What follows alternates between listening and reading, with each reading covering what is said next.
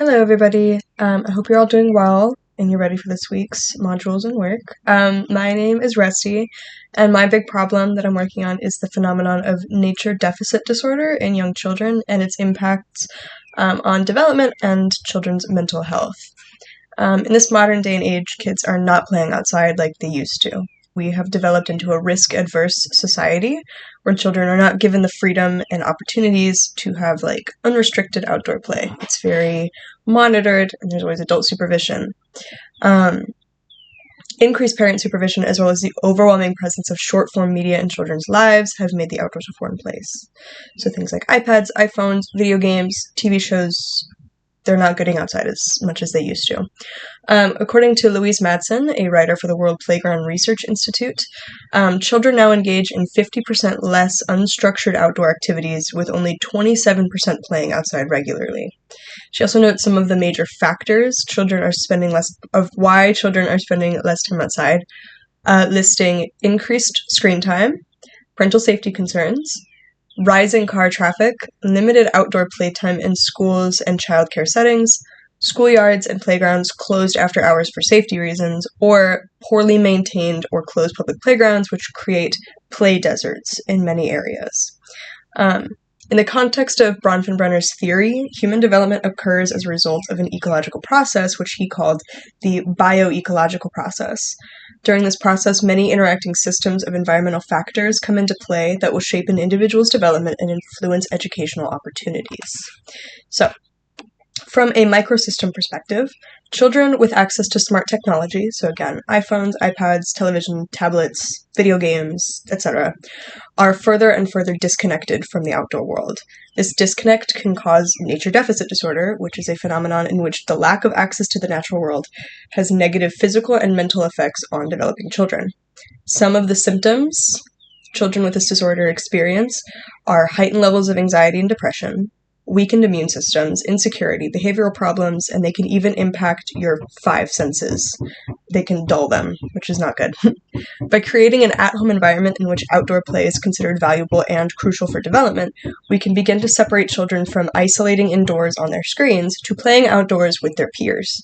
Supportive microsystems must consist of an engaged family environment that values the outdoors as a whole and takes the time to educate their children about nature. It can't just be the kid wanting to do it on their own. They need to have a good support system.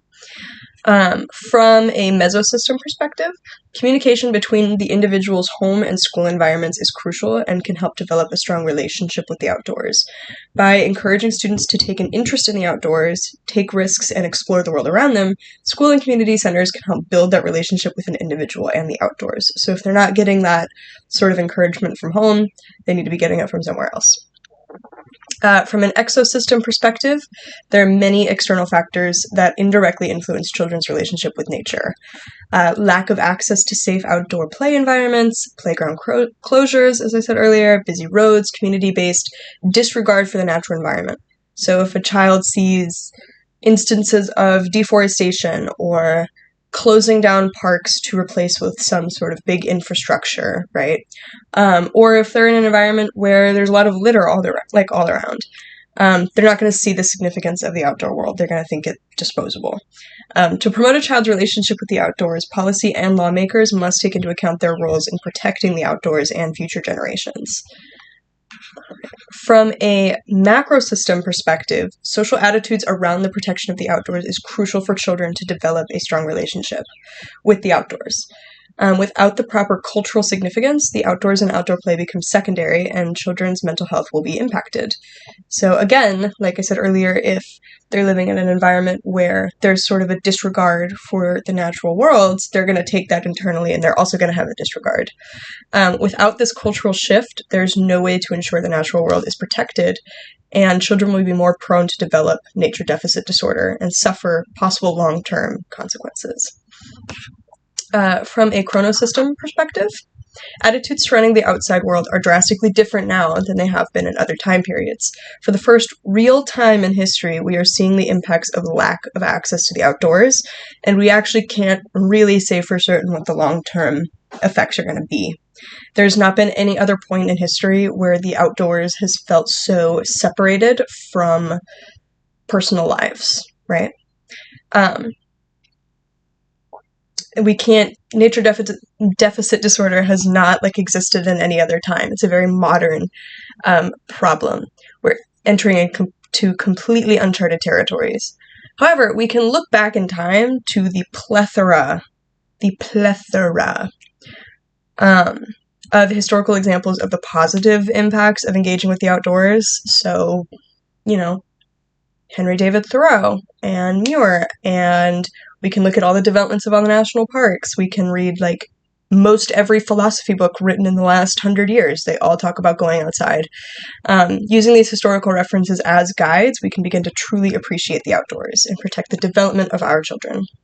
So overall, nature deficit disorder has been seen to cause harmful and negative impacts on developing children's brains.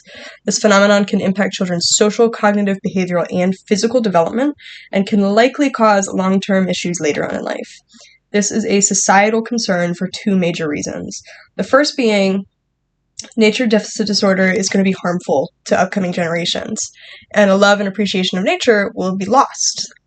Secondly, if there's not that concern for the natural world, there's a higher likelihood that we will quickly deplete all of the natural resources because there's no emotional, cultural relevance of the outdoor world.